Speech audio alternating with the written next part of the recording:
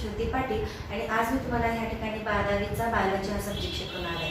Total ह्या सब्जेक्ट्समध्ये बघा total 15 topics आहेत आणि त्या 15 टॉपिक्समध्ये आपण आता फर्स्ट टॉपिक स्टार्ट करणार आहे ज्याचं नाव आहे reproduction in lower and higher plants. बघा ह्या ठिकाणी आपण 9वी पासून शिकत आलेलो आहोत. रिप्रोडक्शन म्हणजे काय, रिप्रोडक्शनची डेफिनेशन म्हणजे काय, कशा पद्धतीने ॲनिमल्समध्ये आणि प्लांट्समध्ये रिप्रोडक्शन होतं, तर तोच पार्ट या ठिकाणी आपल्याला काय करायचं आहे तर डिटेलमध्ये स्टडी करायचं. ठीक आहे.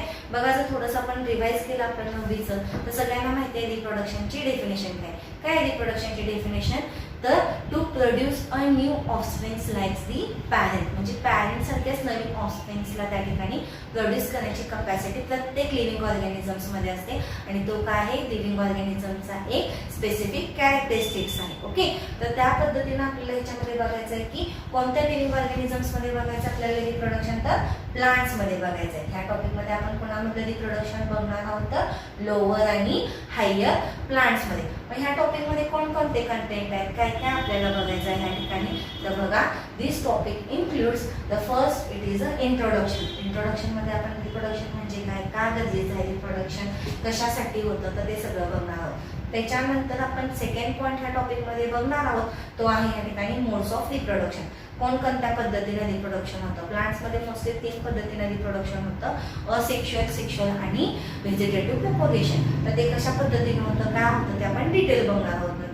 त्याच्यानंतर आपल्याला तिसरा पॉईंट या टॉपिकमध्ये बघायचा तो आहे structure of the typical flower. Typical फ्लॉवरचं आपल्याला या ठिकाणी काय बघायचं आहे तर स्ट्रक्चर बघायचं आहे. लास्ट 11वीला तुम्ही टिपिकल फ्लॉवरचं स्ट्रक्चर बघितलेलं होतं, त्याचीच थोडीशी रिव्हिजन ह्या ठिकाणी घेणार आहोत.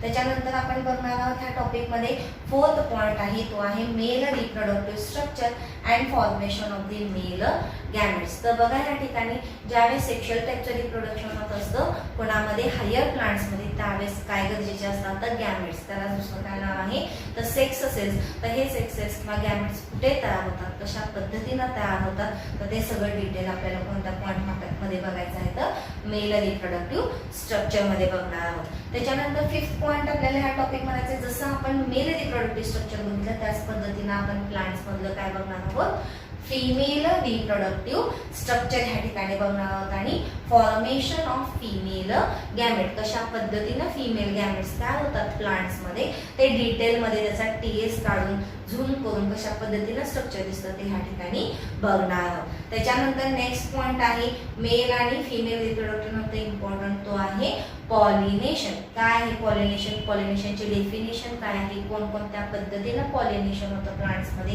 कोणकोणते एजंट्स गरजेचे आहेत तर ते सगळं ह्या पॉईंट्समध्ये आपण कव्हर करणार आहोत. ठीक आहे. त्याच्यानंतर आपण ह्या टॉपिकमध्ये काय बघणार आहोत तर फर्टिलायझेशनची प्रोसेस. डेफिनेशन बघणार आहोत. फर्टिलायझेशन म्हणजे काय, कशा पद्धतीनं फर्टिलायझेशन होतं, झायगोट फॉर्मेशन, झायगोट फॉर्मेशन कुठे होतं, कसं होतं, काय प्रोसेस आहे त्याच्यामध्ये ते बघणार आहोत आणि त्याच्यामध्ये काय बघणार आहोत आपण एम्ब्रियो जेनेसिसची प्रोसेस बघणार. म्हणजे एम्ब्रियो म्हणजे काय ठिकाणी छोटासा स्मॉल ऑफस्प्रिंगच्या आधीची जी स्टेज असते सेल्युलर ती काय आहे एम्ब्रियोनिक स्टेज. ते एम्ब्रियोचं जेनेसिस म्हणजे काय आहे फॉर्मेशन कसं होतं तर तो पॉईंट या ठिकाणी आपण डिस्कस करणार आणि सगळ्यात लास्टला आपण बघणार त्या टॉपिकमध्ये ते आहे सीड आणि फ्रूट फॉर्मेशन. ओके, आपल्याला काय करायचं या ठिकाणी सीड आणि फ्रूट फॉर्मेशन सगळ्यात शेवटी बघायचं आहे कारण सीड्स आणि फ्रुट्स पासूनच काय होतात तर न्यू जनरेशन तयार झालेले आपल्याला पाहायला मिळतात. ठीक आहे. तर चला मग आपण आपल्या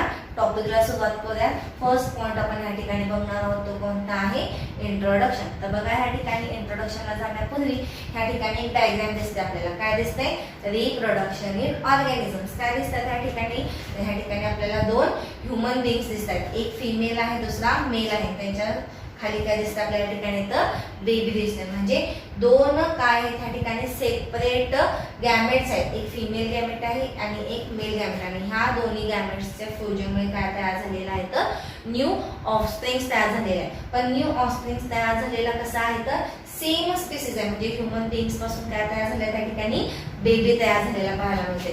दुसरं एक्झाम्पल या ठिकाणी मी ॲनिमलचं दिलेलं आहे. बघा या ठिकाणी कशाची डायग्राम दिसते जिराफ आणि त्याच्यापासून काय तयार झालेलं आहे तर न्यू ऑफस्प्रिंग्स म्हणजे सेम स्पेसिस काय होतात रिप्रोडक्शन मध्ये ह्या ठिकाणी तयार झालेले पाहायला मिळतात. म्हणजे ह्या ठिकाणी जे मेल आणि फिमेल गॅमेट्स आहेत हे कसे पाहिजे तर एकाच स्पेसिएशनचे आपल्याला हवे आहेत आणि त्यांच्यापासून न्यू ऑफस्प्रिंग्स तयार होतात. तर बघा ह्या ठिकाणी रिप्रोडक्शनची डेफिनेशन आपण बघणार आहोत. इंट्रोमध्ये काय आहे रिप्रोडक्शनचं डेफिनेशन? तर डेफिनेशन सोपी आहे. This is the ability of living being. प्रत्येक लिव्हिंग बीइंग मध्ये काय आहे? ॲबिलिटी. कोणती ॲबिलिटी आहे? Give rise to the young ones like the parents. म्हणजे आपल्या पॅरेंट्स सारखे लाईक दी पॅरेंट्स ते काय करतात? यंग वन्सला त्या ठिकाणी प्रोड्यूस करतात. नावातच आहे रिप्रोडक्शन. प्रोडक्शन म्हणजे काय? प्रोड्यूस करण्याची कॅपॅसिटी आणि री म्हणजे काय? तर again. Okay, every living organisms मध्ये काय असते? तर रिप्रोडक्शनची कॅपॅसिटी असते आणि त्यांच्यापासून काय तयार होतात? तर न्यू ऑफस्प्रिंग्स तयार झालेले आपल्याला पाहायला मिळतात. मग हे कशासाठी गरजेचं आहे? का रिप्रोडक्शन होतं प्रत्येक लिव्हिंग ऑर्गॅनिझम्स मध्ये? तर त्याचा इसेन्शियल किंवा त्याचा इम्पॉर्टन्स या ठिकाणी दिलेला आहे. कशासाठी? तर it leads to continuation of species. बरोबर आहे, या ठिकाणी आपल्या स्पेसिसचं कंटिन्युएशन, वंश परंपरागत आपलं काय झालं पाहिजे? पिढी पुढे चालली पाहिजे. जर का त्या ठिकाणी स्टॉप झाली, रिप्रोडक्शनची प्रोसेस त्या ठिकाणी झाली नाही, तर काय होणार आहे? त्या स्पेसिस काय होणार आहेत? पूर्णपणे नष्ट होणार. नवीन स्पेसिस तयार झाल्या नाहीत तर मग त्यामुळे काय होणार? जे काही स्पेसिस आहेत त्या पूर्णपणे एक्सटेंड होऊ शकतात. त्यामुळे रिप्रोडक्शन काय आहे ह्या ठिकाणी? तर गरजेचं आहे. दुसरा इसेन्शियल इम्पॉर्टन्स आहे to maintain the continuity of the life. ह्या लाईफ सायकलसाठी आपण काय आहोत? एक लाईफ सायकलचा पार्ट आहोत. ती सायकल कंटिन्युअस चालण्यासाठी लाईफ सायकल आपल्याला कशाची गरज आहे? तर रिप्रोडक्शनची गरज आहे. ओके, आता हे रिप्रोडक्शन कसं घडतं? तर ह्या ठिकाणी बघा, रिप्रोडक्शन मेनली 3 पद्धतीनं घडतं. कोणामध्ये? प्लांट्स मध्ये. ॲनिमल्स मध्ये बघत नाही आहोत आपण. बघा, reproduction in modes of reproduction in plants मध्ये. प्लांट्स मध्ये मोस्टली 3 पद्धतीनं रिप्रोडक्शन होतं. पहिला आहे असेक्शुअल रिप्रोडक्शन, दुसरा आहे व्हेजिटेटिव्ह रिप्रोडक्शन आणि तिसरा आहे सेक्शुअल टाइप ऑफ रिप्रोडक्शन. आता ह्या परत एकदा बघा कोणकोणते मोड्स आहेत प्लांट्स मध्ये रिप्रोडक्शनचे मेथड्स. 3 डिफरंट. पहिला आहे असेक्शुअल, दुसरा आहे व्हेजिटेटिव्ह आणि तिसरा आहे सेक्शुअल टाइप ऑफ रिप्रोडक्शन. आता त्यातला आपण कोणता स्टार्ट करणार आहोत? पहिला तर असेक्शुअल रिप्रोडक्शन. आता ह्या ठिकाणी बघा, असेक्शुअल रिप्रोडक्शनला दुसरं नाव मी काय दिलेलं आहे या ठिकाणी? तर अपोमिक्सिस. काय म्हटलं जातं? असेक्शुअल रिप्रोडक्शनला दुसरं नाव आहे ऑर्जर, ते आहे apomixis. Apomixis means what? Apo means काय? विदाउट ऑर अवे आणि मिक्सिस म्हणजे काय? तर ह्या ठिकाणी मिक्सिंग. म्हणजे काय होतं ह्या ठिकाणी? बघा, असेक्शुअल रिप्रोडक्शन मध्ये does not involve fusion of 2 compatible gametes or the sex cells. काय होतं ह्या ठिकाणी? तर बघा, विदाउट म्हणजे काय? अपार्ट. कोणत्याही गॅमेट्सचे ह्या ठिकाणी काय पाहायला मिळत नाही आपल्याला? फ्युजन होत नाही. बघा ह्या ठिकाणी परत असेक्शुअल रिप्रोडक्शनची डेफिनेशन. तर डज नॉट इन्व्हॉल्व. इम्पॉर्टंट. कोण इन्व्हॉल्व होत नाही? तर fusion of the 2 compatible gametes. म्हणजे विदाउट फ्युजन काय होत? विदाउट फ्युजन ह्या ठिकाणी काय होतं? तर असेक्शुअल टाइप ऑफ रिप्रोडक्शन होतं. कोणाचं फ्युजन होत नाही? तर गॅमेट्सचं किंवा काय म्हणतो आपण त्यांना? सेक्स सेल्सचे ह्या ठिकाणी काय होत आहे? मिक्सिंग होत आहे. आणि जी काही न्यू प्रोजेनी ह्याच्यापासून तयार झालेली ती मग ऑब्व्हियसली कशी असणार आहे? सिंगल पॅरेंट पासूनच तयार होणार. ह्या ठिकाणी कोणीही दुसरा ऑदर सेकंड गॅमेट्स त्या ठिकाणी इन्व्हॉल्व होत नाही. जे काही ऑफस्प्रिंग्स नवीन तयार होणार आहे ते कोणापासून तयार होणार आहेत? तर सिंगल पॅरेंट पासून. बघा ह्या ठिकाणी सिंगल पॅरेंट पासून ऑफस्प्रिंग्स तयार झाल्यामुळे ती एक्झॅक्टली कशी असणार आहे? तर carbon copy of the parent. म्हणजे मॉर्फोलॉजिकली पण आणि जेनेटिकली पण ते कोणासारखे दिसणार आहेत? तर पॅरेंट सारखे. बघा मग दिस रिझल्ट्स इन. ह्यामुळे काय होतं? फॉर्मेशन ऑफ काय फॉर्म होतात? तर morphologically and genetical identical progeny. Morphology पण त्यांची कशी असते? पॅरेंट सारखी सेम आणि जीन्स त्यांचे जेनेटिकली देखील ते कसे असतात? तर आयडेंटिकल असतात आपल्या प्रोजेनी सारखी. From the single organism. Single organism पासून काय तयार होतात? तर न्यू ऑफस्प्रिंग्स तयार होतात. आणि अशा ऑफस्प्रिंग्सला आपण प्रोजेनीला काय म्हणतो ह्या ठिकाणी? तर दुसरं नाव दिलेलं आहे क्लोन्स म्हटलं जातं. कशाला म्हणायचं रे क्लोन्स? तर क्लोन्स हे कसे असतात? Exactly same carbon copy. म्हणजे 100% ते कोणासारखे दिसतात? तर आपल्या पॅरेंट सारखे दिसतात. म्हणून त्यांना काय म्हटलं जातं ह्या ठिकाणी? तर क्लोन्स असं म्हटलं जातं. ठीक आहे. आता ह्यामध्ये काय होतं तर वेगवेगळ्या डिफरंट मोड्सनी काय होतं त्या ठिकाणी ते असेक्शुअल रिप्रोडक्शन, म्हणजे त्याच्यामध्ये पण काय आहे टाइप्स आहेत असेक्शुअल रिप्रोडक्शनचे. मग कोणकोणत्या मेथडनी असेक्शुअल रिप्रोडक्शन होतं प्लांट्स मध्ये, तर बघा there are different types of the asexual reproduction in the plants. First one is the fragmentation, second one is the budding, third method आहे असेक्शुअलची spore formation, fourth one is the binary fission, fifth one is the conidia formation and sixth one is the gemmule formation. परत एकदा बघा ह्या ठिकाणी वेगवेगळ्या different मोड्सनी asexual reproduction होतं आणि हे asexual type of reproduction mostly common कोणाच्यात पाहायला मिळतात आपल्याला जे लोअर प्लांट्स आहेत. लोअर प्लांट्स मध्ये कोणकोणते प्लांट्स आहेत तर तुमची अल्गी आहे, मग ते अल्गी कशामध्ये मोडतं तर डिव्हिजन थॅलोफायटामध्ये, ओके ब्रायोफायटा असेल, त्याच्यानंतर तुमचा टेरिडोफायटा असेल तर त्याच्यामध्ये हे काय आहेत लोअर प्लांट्स आहेत, लोअर क्लास प्लांट्स आहेत, तर त्यांच्यामध्ये मोस्टली आपल्याला ह्या टाइप्सनं काय होतं तर असेक्शुअल रिप्रोडक्शन झालेलं पाहायला मिळतं. आणि सेक्शुअल टाइपचं रिप्रोडक्शन कॉमनली मोस्टली कुणामध्ये पाहायला मिळतात आपल्याला तर हायर प्लांट्समध्ये आपल्याला सेक्शुअल टाइप ऑफ रिप्रोडक्शन ह्या ठिकाणी पाहायला मिळतं. तर बघा मग लोअर प्लांट्समध्ये कोणकोणत्या वेगवेगळ्या डिफरंट मेथड्सनी काय होते असेक्शुअल रिप्रोडक्शन होतं. परत एकदा रिवाइज करूयात आपण. पहिला आहे फ्रॅगमेंटेशन, दुसरा आहे बडिंग, तिसरा आहे स्पोर फॉर्मेशन, चौथा आहे बायनरी फिजन, पाचवा आहे कोनिडिया फॉर्मेशन आणि sixth one is the gemmule formation. ठीक आहे, वन बाय वन आपण काय करणार ह्या मेथड स्टडी करू. तर बघा या ठिकाणी पहिली मेथड आपण कोणती बघितलेली होती modes of reproduction asexual reproduction मध्ये तर फ्रॅगमेंटेशन. कोणामध्ये घडतं फ्रॅगमेंटेशन तर बघा ह्या ठिकाणी the fragmentation occurs in mostly multi cellular organisms. Multi cellular organisms मध्ये काय होतं या ठिकाणी तर फ्रॅगमेंटेशनची प्रोसेस घडते. काय होतं मग मल्टीसेल्युलर ऑर्गॅनिझम्स मध्ये these organisms breaks into a fragments due to the one or many reasons. काय होतं या ठिकाणी बघा एक मल्टीसेल्युलर काय आहे ह्या ठिकाणी एक्झाम्पल घेऊयात आपण स्पायरोगायरा आहे. तर ह्या स्पायरोगायरामध्ये काय होतं ह्या सेल्समध्ये कोणते फिजिकल असेल किंवा केमिकल असेल किंवा अदर कोणत्याही रिझन्समुळे काय झालेलं आहे तो स्पायरोगायरा काय झालेला आहे कट झालेला आहे. त्याचे काय झालेले आहेत दोन फ्रॅगमेंट्स दोन काय झालेले आहेत तुकडे झालेत.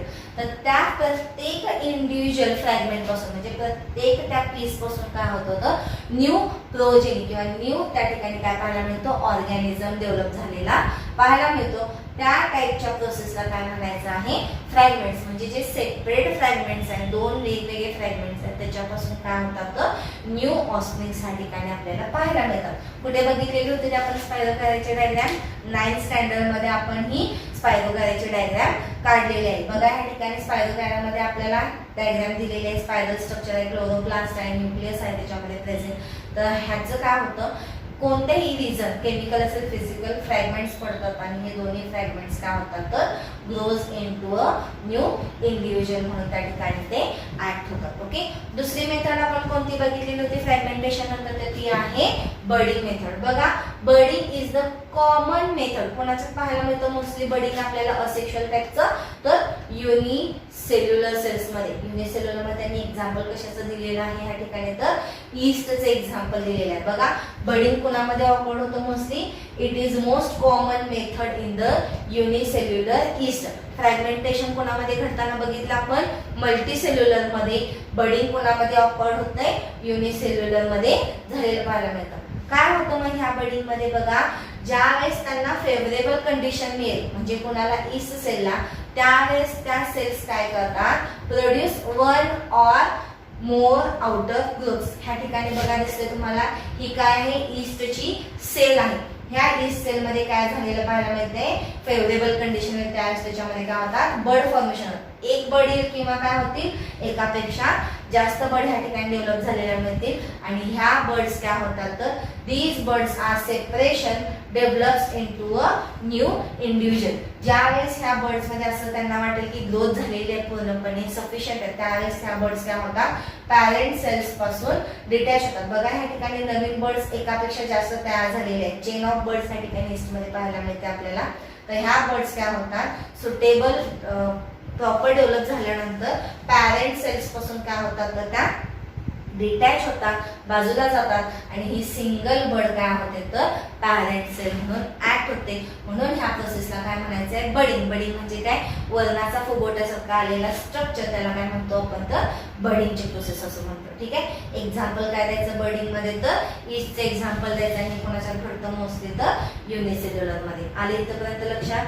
नेक्स्ट बघणार आहोत आपण आपला तर स्पोर फॉर्मेशन. बघा ह्या ठिकाणी spore formation is again a sexual type of reproduction mostly occurred in the example दिलेलं आहे ह्या ठिकाणी त्यांनी तर क्लॅमिडोमोनास. काय होतं ह्याच्यामध्ये बघा तर फ्लॅजिलेटेड मोटाईल झूस्पोर्स, IMP करायचं ह्या ठिकाणी झूस्पोर्सला बघा कशा आहेत फ्लॅजिलेटेड आहे दिसतात ह्या ठिकाणी. फ्लॅजिलेटेड स्ट्रक्चर फ्लॅजेला आहे त्या सेल्सना.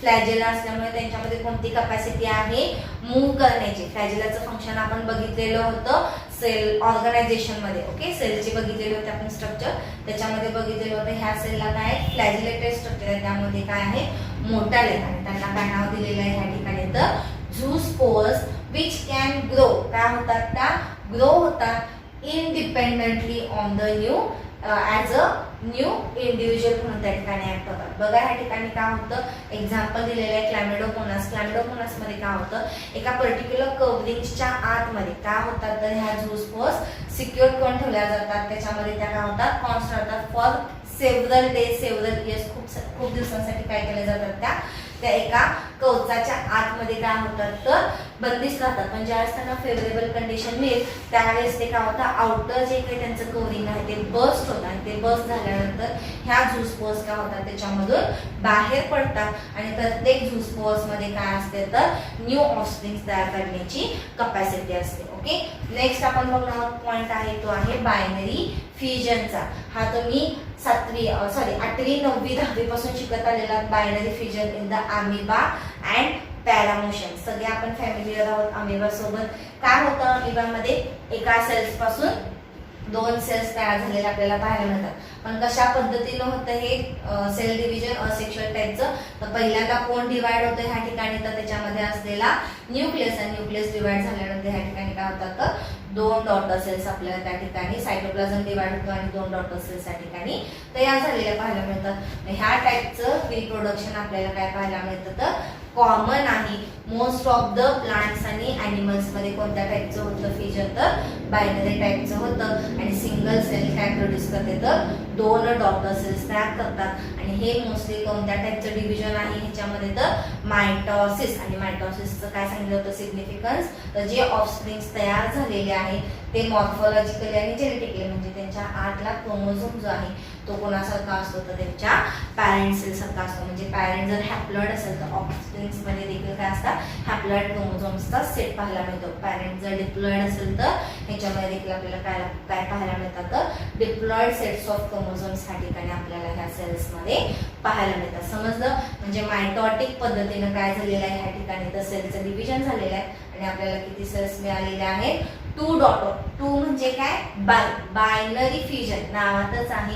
किती सेल्स मिळतात आपल्याला एका पॅरेंट पासून तर 2 डॉटर सेल्स ह्या ठिकाणी पाहायला मिळतात. ओके, नेक्स्ट बघणार आहोत आपण कोनिडिया फॉर्मेशन. काय होतं कोनिडिया फॉर्मेशन मध्ये बघा एक्झाम्पल दिलेलं आहे त्यांनी पेनिसिलिनचं. ह्या ठिकाणी काय आहे कोनिडियाचे हे काय आहेत सेल्स आहेत. ह्या सेल्स काय होतात इंडिव्हिज्युअली स्प्रेड होतात थ्रू एअर असेल विंड असेल त्या ठिकाणी काय होतं त्यांचं स्प्रेड होतं आणि प्रत्येक कोनिडियामध्ये काय कपॅसिटी असते तर न्यू ऑफस्प्रिंग्स तयार करण्याची ह्या ठिकाणी कपॅसिटी असते. आणि लास्ट वन आहे ह्या ठिकाणी ते आहे जेम्ब्युल फॉर्मेशन आणि ह्याचं बेस्ट एक्झाम्पल आहे स्पॉन्जेस. स्पॉन्जेस मध्ये कुठे बघितलेलं होतं आपण स्पॉन्जेस तर किंगडम ॲनिमलियामध्ये वॉटरच्या अंडर आपण फायलम बघितलेला होता स्पॉन्जेस ज्याच्यामध्ये आपण सायकॉनचं कशाचं एक्झाम्पल बघितलेलं होतं तर स्पॉन्जचे एक्झाम्पल्स बघितलेले होते भरपूर.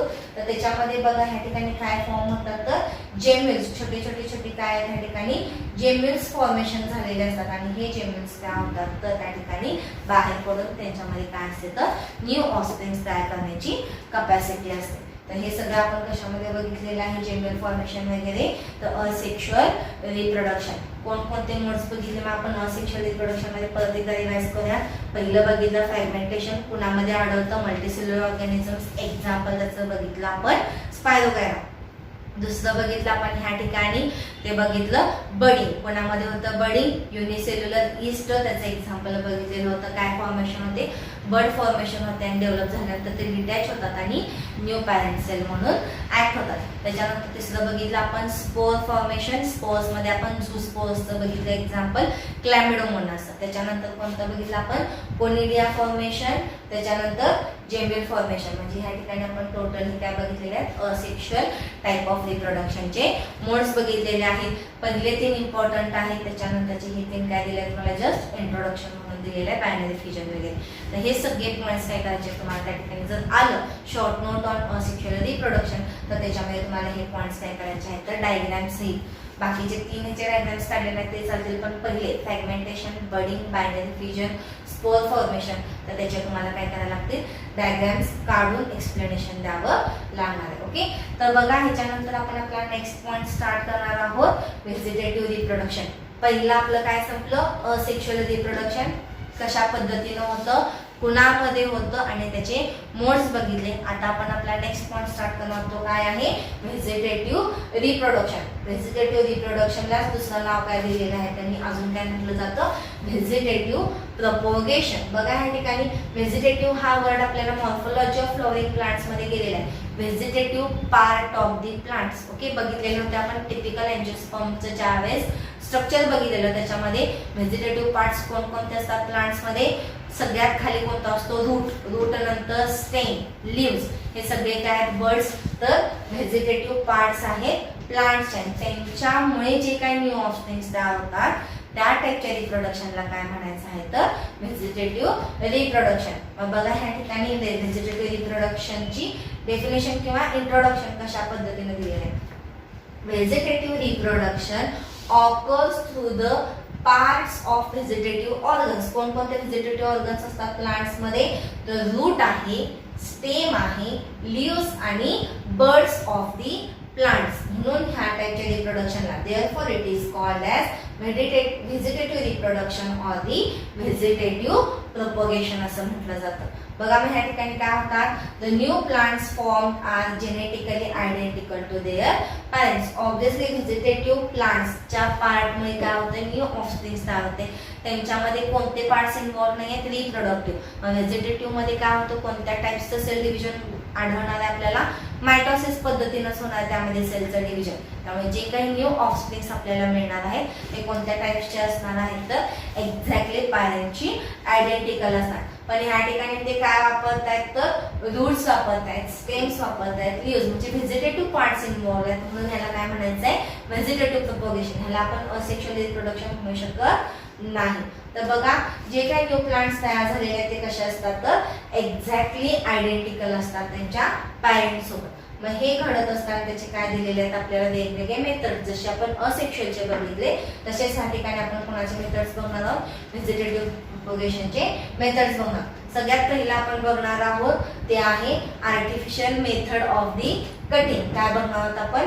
आर्टिफिशियल. ह्या ठिकाणी पहिला आपण बघणार आहोत आर्टिफिशियल मेथड मध्ये सांगितलं मी कटिंग. दुसरं बघणार पॉइंट तो काय आहे?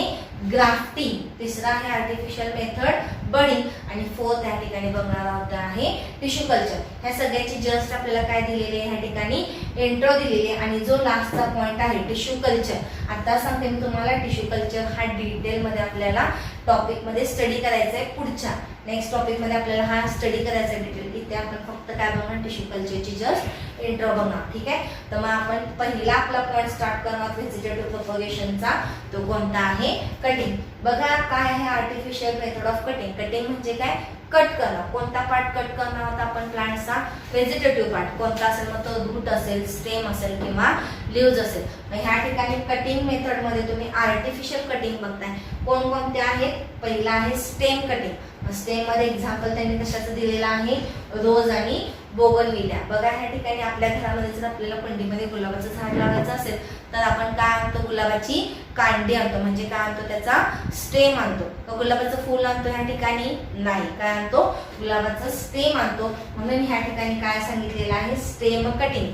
Cut the part of which grows as a new. Okay, जो काय करू शकतो? नवीन प्रोजेनीला तयार करू शकतो तो पार्ट्स आपल्याला त्या ठिकाणी काय करायचा आहे, मिळवायचा आहे. सेकंड एक्झाम्पल किंवा सेकंड टाइप मेथड दिलेली आर्टिफिशियलची ती आहे लीफ कटिंग. ह्या ठिकाणी आपण काय रोजचा स्टेम आणला, ह्या ठिकाणी काय घेणार आहोत आपण, लीफ घेणार आहोत. कोणत्या ह्याचं एक्झाम्पल दिलं त्यांनी, सॅन्सिवेरिया. ह्या प्लांटचा आपल्याला काय घ्यायचं आहे, लीफ घ्यायचा आहे. तो लीफ काय करणार आहे, न्यू इंडिव्हिज्युअल प्रोजेनीला काय करणार आहे, पॅरेंटहून ऍक्ट होणार नवीन प्रोजेनी त्या ठिकाणी तो डेव्हलप करणार आहे. थर्ड एक्झाम्पल या ठिकाणी दिलेला आहे रूट कटिंग.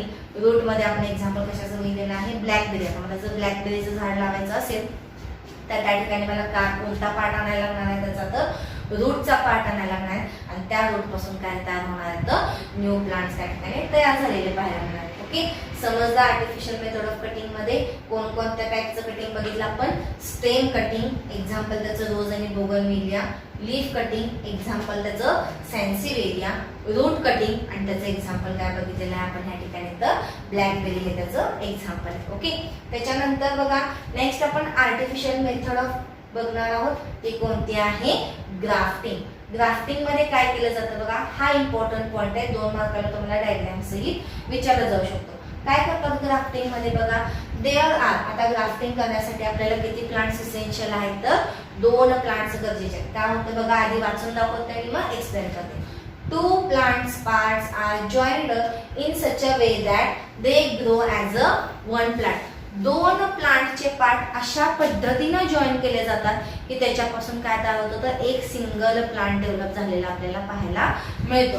कशा पद्धतीने करतात ते, तर बघा ह्या ठिकाणी ह्या मेथड मध्ये, in this method part of the stem containing more than 1 bud is joined on the rooted plant called as the stalk is called grafting. बघा 2 शब्द नवीन आलेले आहेत, सियॉन आणि हा स्टॉक. ओके, सियॉन आणि स्टॉक हे 2 पॉइंट्स या ठिकाणी नवीन आलेले आहेत. काय आहेत ते आपण समजून घ्या. त्या ठिकाणी बघा मला काय करायचं, एखाद्या प्लांटचं ग्राफ्टिंग करायचं. कशा पद्धतीने करणार बघा, माझा ऑलरेडी घराच्या बागेमध्ये किंवा माझ्या शेतामध्ये काय आहे, एक प्लांट आहे, ट्री आहे. कसं आहे, रूटेड आहे, जमिनीमध्ये माझा ऑलरेडी एक प्लांट त्या ठिकाणी मी लावलेला आहे. त्या प्लांट्स मध्ये काय करणार, मी छोटासा कट करणार. स्टेम मध्ये असेल त्या ठिकाणी काय करणार, मी छोटासा कट करणार. त्या कट मध्ये मी काय टाकणार आहे, जो मला डिझायर्ड कॅरेक्टर्सचा प्लांट हवाय, म्हणजे मला ज्या प्लांट्सचे काय हवे त्या ठिकाणी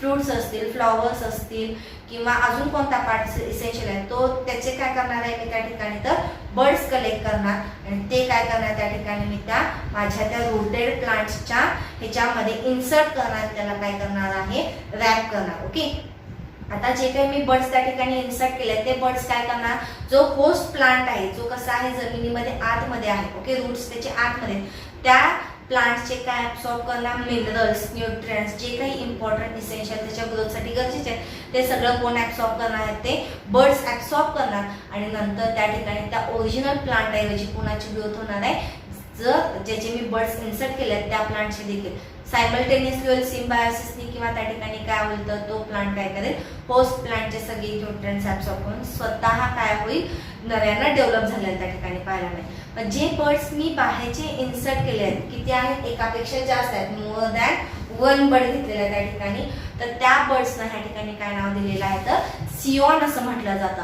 आणि जो होस्ट प्लांट आहे त्या होस्ट प्लांटला काय नाव दिलेलं आहे त्यांनी ह्या ठिकाणी, तर स्टॉक म्हटलेलं आहे. काय म्हटलेलं आहे, स्टॉक. आलं लक्षामध्ये, होस्ट प्लांटला काय म्हणायचं, स्टॉक म्हणायचं. आणि जे काही आपण नवीन बर्ड्स इन्सर्ट करतो त्या स्टॉक मध्ये, त्या डिझायर्ड कॅरेक्टर्सच्या बर्ड्सला काय म्हणायचं आहे या ठिकाणी, तर सियॉन. सियॉन आणि स्टॉक हे दोन्ही वर्ड्स इम्पॉर्टंट आहेत. सीईटीला आणि नीटला त्या ठिकाणी क्वेश्चन याच्यावरती पडतो, त्यामुळे लक्षात ठेवायचं सियॉन कशाला म्हणायचं आणि स्टॉक. मला या ठिकाणी डायग्राम दाखवलेली आहे. स्टॉक कसा आहे, हा रूटेड प्लांट आहे, ह्याला खाली काय आहे, रूट्स आहे. हा जमिनीमध्ये काय होस्ट प्लांट आहे, त्याला काय केलेलं आहे, ह्या ठिकाणी कट केलेला आहे. त्या कट मध्ये तुम्हाला ज्या प्लांट्सचं काय गरजेचं आहे, इसेन्शियल डिझायर्ड कॅरेक्टरचा प्लांट्स हवाय, तो काय केलेला आहे त्या ठिकाणी त्यांनी इन्सर्ट केलेला आहे. ह्या ठिकाणी दिसतं इन्सर्ट केला आणि इन्सर्ट केल्यानंतर त्याला काय केलेलं आहे, ह्या ठिकाणी रॅप केलेलं. आता हा सियॉन जो काही बाहेरून आपण डिझायर्ड कॅरेक्टरचा घेतलेला आहे, तो काय करणार, ह्या प्लांट्सनी ऍब्सॉर्ब केलेले वॉटर असतील, मिनरल्स असतील, ते काय करणार आहे, हा स्वतः ऍब्सॉर्ब करणार आणि नवीन प्लांट म्हणून ह्या ठिकाणी ग्रो होणार आहे. ह्या प्रोसेसला काय म्हणायचं, टोटल तर मेथड ऑफ दी ग्राफ्टिंग. काय म्हटलं जातं ग्राफ्टिंग? तर सिऑन. ओके, स्टॉक मध्ये इन्सर्ट करून न्यू प्लांट्स तयार होतं. मग कोण डेव्हलप होतं त्या ठिकाणी? होस्ट सेल पेक्षा कोणत्या सेल डेव्हलप होतात त्या ठिकाणी? तर सिऑनच्या सेल्स डेव्हलप होतात आणि त्याच्यापासून आपल्याला काय मिळतात? तर न्यू स्पेसिस त्या ठिकाणी जनरेट झालेल्या पाहायला मिळतात. ठीक आहे, नेक्स्ट आहे आपले थर्ड आर्टिफिशियल मेथड. ती कोणती आहे? बडिंग. ओके, व्हेजिटेटिव्ह बडिंग बघायचं याच्यामध्ये. तर जसं आपण ग्राफ्टिंग मध्ये बघितलं एकापेक्षा जास्त बर्ड्स इन्सर्ट केल्या, ह्या ठिकाणी बडिंग मध्ये काय होतं? तर it is also called as grafting, bud grafting. आणि इथं सिंगल बर्ड, एकच बर्ड डिझायर कॅरेक्टरशी त्या ठिकाणी जॉईन केले जाते कुठं? स्टॉक मध्ये. आणि त्याच्यापासून काय केलं जातं? न्यू ऑफस्प्रिंग्स तयार केलं जातं. एक्झाम्पल त्याचं बघा काय दिलेलं आहे? ऍपल दिलेला आहे, पियर दिलेला आहे आणि रोज. ह्या ठिकाणी त्याचे एक्झाम्पल्स आहेत. ह्या ठिकाणी रोजचा आपण बघतो हायब्रिड रोज, म्हणजे एकाच गुलाबाच्या ह्याच्यामध्ये आपण पिंक आणि व्हाईट कलरचे बघतो, म्हणजे ते हायब्रिड व्हाईट तयार झाली. कोणामुळे तयार झाली? तर ह्या ग्राफ्टिंग म्हणजे बर्ड ग्राफ्टिंगमुळे आपण त्या ठिकाणी नवीन व्हरायटीज त्या ठिकाणी आपल्याला बघायला मिळतात. आणि लास्ट आपण ह्या ठिकाणी बघणार आहोत व्हेजिटेटिव्ह प्रोपगेशन मध्ये, ते काय आहे? Tissue culture technique. काय आहे टिश्यू कल्चर मध्ये? बघा, टिश्यूज डेफिनेशन काय? टिश्यूची अ ग्रुप ऑफ सेल्स. म्हणजे ह्या ठिकाणी काय केलं जातं? आपण थोडेसे सेल्सचा ग्रुप. कोणत्या सेल्सचा ग्रुप आपण घेणार? कोणत्या टाईपच्या टिश्यूज या ठिकाणी मोस्टली वापरल्या जातात? तर ज्या सेल्स मध्ये कोणती कपॅसिटी आहे? सेल डिव्हिजनची. मग कोणत्या टिश्यूज मध्ये सेल डिव्हिजनची कपॅसिटी असते प्लांट्स मध्ये? ह्या ठिकाणी तर मेरिस्टेमॅटिक सेल्स. कोणत्या टिश्यूज घेतो आपण? मग मेरिस्टेमॅटिक टिश्यूज घेतो ह्या ठिकाणी. तर त्या टिश्यूजला काय केलं जातं? एक्स्ट्रॅक्ट केलं जातं आणि त्या टिश्यूज पासून काय करतात? तर नवीन सेल्स तयार केल्या जातात. मग हे करत असताना आपण बाहेर तर करू शकत नाही. मग हे कुठे घडतं? टिश्यू कल्चरची टेक्निक कुठे मोस्टली आढळते? तर लॅब स्केलवरती केले जाते. आणि हे डिटेल आपल्याला काय करायचं आहे? लेटर डिस्कस करायचं आहे. त्यामुळे जस्ट इथं इंट्रोडक्शन बघा आणि मग बघूयात आपण नेक्स्ट. बघा, इन दिस मेथड काय होतं? Small amount of plant tissue is carefully grown to give a many plantlets. खूप सारे प्लांटलेट्स त्या एका टिश्यू पासून काय केले जातात? डेव्हलप केले जातात. म्हणजे टेस्ट ट्यूब मध्ये काय केलं जातं? खूप सारे काय केले जातात? मेरिस्टेमॅटिक टिश्यूज ग्रोथ केले जातात वेगवेगळ्या टेस्ट ट्यूब मध्ये. आणि त्याच्यापासून जे काही प्लांट्स तयार झाले ते पहिल्यांदा लॅब मध्येच ग्रोथ केले जातात आणि मग हळूहळू काय केलं जातं? त्यांना ग्रीन हाऊस आणि मग फील्ड वरती काय केलं जातं? तर त्या ठिकाणी नवीन झाड तयार करण्यासाठी मदत, म्हणजे ह्या टेक्निकचा यूज केला जातो. तर ठीक आहे, आपण डिटेल बघणार आहोत. इथे फक्त एवढंच काय? टिश्यू कल्चर मध्ये काय केलं जातात? तर टिश्यूज युटिलाइज केल्या जातात to develop a new project. Okay, मग ह्या ठिकाणी ह्याच्या व्यतिरिक्त अजून एक प्रोसेस ह्या ठिकाणी वापरली जाते. ती कोणती आहे? Micro propagation. बघा, या ठिकाणी नावातच आहे मायक्रो म्हणजे काय? स्मॉल पार्ट घेतला जातो प्लांट्सचा आणि त्याच्यापासून काय केलं जातं? न्यू प्लांट्स तयार केल्या जातात. म्हणजे त्या स्मॉल पार्ट्स पासून काय होतात? तर एक नवीन अख्खा प्लांट. तर ही काय आहे? मायक्रो प्रोपॅगेशनची न्यू मेथड आता सध्या काय केले जाते? लॅब मध्ये यूज केले जाते for the development of the desired characteristics of the plants. Okay, मग ह्या ठिकाणी एक डायग्राम दाखवलेली आहे. ही डायग्राम कशाची आहे? टिश्यू कल्चरची आहे. काय केलेलं? त्यांनी कॅरेट घेतलेला आहे, त्याच्या एक्स प्लांट घेतलेला आहे, त्याच्यातला एक पार्ट एक्स्ट्रॅक्ट केला आहे, त्याला काय केलेलं आहे? न्यूट्रिएंट मीडियम वरती ग्रो केलेला आहे, त्याचा काय तयार केलेला आहे? कॅलस म्हणजे मास ऑफ सेल्स तयार केला, त्याच्यापासून एम्ब्रियो डेव्हलप केला, ट्यूब मध्ये डेव्हलप केला आणि त्याला काय झालेले आहे त्या ठिकाणी? तर प्लांट्स म्हणजे रूट्स आणि स्टेम डेव्हलप झालेले आहे. नंतर हे प्लांट्स काय केले जातात? तर हळूहळू ग्रोथ करून त्याला फील्डवरती परत ग्रोथ होण्यासाठी पाठवलं जातं. ठीक आहे, तर ही सगळी प्रोसेस कशामध्ये घडते? टिश्यू कल्चरमध्ये. जस्ट इंट्रो दिलेला आहे तुम्हाला, डिटेल आपण बघणार आहोत. ठीक आहे, आता बघा ह्या ठिकाणी सिग्निफिकन्स. काय सिग्निफिकन्स आहे व्हेजिटेटिव्ह प्रोपगेशनचा? कशासाठी होतं हे सगळं? काय आहे इम्पॉर्टन्स? तर बघा, सिग्निफिकन्स मध्ये आपण बघूयात का करायचं. पहिला आहे व्हेजिटेटिव्ह प्रोपगेशन कशी आहे? इझी आणि चीपर मेथड आहे. कटिंग करायला, ग्राफ्टिंग करायला आपल्याला खूप सारा खर्च करायला लागतो का? नाही. टिश्यू कल्चरमध्ये थोडासा लागतो, पण ह्या ठिकाणी बाकीच्या ज्या मेथड आहेत ग्राफ्टिंग, बडिंग, तर त्यामध्ये काय आहे? जास्त खर्च लागत नाही. त्यामुळे हा कसा आहे? चीपर आणि इझी आहे, सोपी मेथड आहे. नंतर बघा दुसरा सिग्निफिकन्स काय व्हेजिटेटिव्हचा? तर जे प्लांट्स काय करू शकत नाहीत, बर्ड्स तयार करू शकत नाहीत, सीड्स प्रोड्यूस करू शकत नाहीत नॅचरली, त्या प्लांट्स मध्ये प्रोपगेशन कसं होणार? तर त्या प्लांट्स मध्ये प्रोपगेशन होण्यासाठी काय आहे या ठिकाणी? तर व्हेजिटेटिव्ह मेथड खूप बेस्ट आहे आणि त्याच्यामध्ये आपण आर्टिफिशियल मेथडने काय करू शकतो? तर नवीन प्लांट्स तयार करू शकतो. एक्झाम्पल त्यांनी बनाना आणि ग्रेप्स दिलेले आहे. बघा, the plants which do not produce viable seeds under the natural condition can be propagated by only this method. म्हणजे हा आर्टिफिशियल व्हेजिटेटिव्ह प्रपोगेशनमुळे काय होतं या ठिकाणी, तर आपण नवीन प्लांट्स त्या ठिकाणी तयार करू शकतो. तिसरं सिग्निफिकन्स काय आहे, तर जे काही न्यू ऑफरिंग्स तयार होणार आहेत ते कसे असणार आहेत, तर जेनेटिकली सिमिलर असणार. म्हणजे आपल्याला जे कॅरेक्टरिस्टिक्स हवेत पॅरेंट्सचे तेच कोणामध्ये पाहायला मिळणार आहेत, ऑफस्प्रिंग्समध्ये पाहायला मिळेल. त्यांच्यामध्ये कोणत्याही प्रकारचं व्हॅरिएशन आपल्याला बघायला मिळत नाही. म्हणजे जे कॅरेक्टरिस्टिक्स पॅरेंट्समध्ये कोणते असेल, मेडिसिनल इम्पॉर्टन्स असेल त्याचा किंवा त्याचे दुसरे काही इम्पॉर्टन्स असतील ते आहेत तसे काय होणार आहे प्रोजेनीमध्ये आपल्याला पाहायला मिळणार. नेक्स्ट इम्पॉर्टन्स किंवा नेक्स्ट सिग्निफिकन्स काय त्या ठिकाणी, तर yield can be increase by the grafting. Grafting मेथडने आपण काय करू शकतो, तर आपल्या प्लांट्सचा यील्ड म्हणजे कमी वेळामध्ये आपण जास्तीत जास्त प्लांट्स काय करू शकतो त्या ठिकाणी डेव्हलप करू शकतो. कमी जागेमध्ये काय करू शकतो त्या ठिकाणी आपण एकापेक्षा जास्त प्लांट्स ग्राफ्ट करून त्याच्यामध्ये वेगवेगळे काय करू शकतो प्रोडक्ट्स घेऊ शकतो. ओके, नेक्स्ट आहे rapid propagation on the plants can be done. Easy आहे, रॅपिडली आपण करू शकतो प्रोसेस. नंतर बघा desired characters can be obtain. जे आपल्याला हवे आहेत ते कॅरेक्टरिस्टिक्स आपण त्या ठिकाणी ऑब्टेन करू शकतो. And it helps in the production of clones of economically useful and rare plants. जे प्लांट्स आता एक्सटिंक्ट होण्याच्या मार्गावर आहेत, ज्या प्लांट्स त्या होत चाललेल्या आहेत, आता नष्ट होत चालले आहेत, त्या प्लांट्सला देखील आपण काय करू शकतो, ह्या मेथडनी नव्याने काय करू शकतो, आपण त्यांना डेव्हलप करू शकतो आणि त्यांना एक्सटिंक्ट होण्यापासून वाचवू शकतो. हे सगळं काय आहे तुमचा significance of the vegetative reproduction. तर आताच्या या लेक्चरमध्ये आपण काय बघितलेलं आहे, तर रिप्रोडक्शनची इंट्रोडक्शन, डेफिनेशन ऑफ रिप्रोडक्शन. त्याच्यानंतर काय बघितलं आपण, असेक्शुअल रिप्रोडक्शन बघितलं कसं होतं प्लांट्समध्ये आणि ॲनिमल्समध्ये.